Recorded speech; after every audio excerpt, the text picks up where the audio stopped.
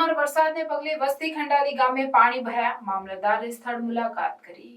ભારે વરસાદના કારણે વાગરા તાલુકાના વસ્તી ખંડાલી ગામ ખાતે નીચાણવાળા વિસ્તારોમાં પાણી ભરાતા લોકોને સ્થળાંતર કરવા માટે વાગરા મામલતદાર દ્વારા સૂચના આપવામાં આવી હતી। વસ્તી ખંડાલી ગામ ખાતે વાગરા મામલતદાર દ્વારા અસરગ્રસ્ત વિસ્તારમાં વિઝિટ કરવામાં આવતા નીચાણવાળા વિસ્તારોમાં પાણી ભરાયા હોવાથી અને કેટલાક મકાનો જર્જરિત હોવાથી મામલતદાર દ્વારા તેમને પ્રાથમિક શાળા ખાતે ખસેડવાની તજવીજ પણ હાથ ધરવામાં આવી હતી।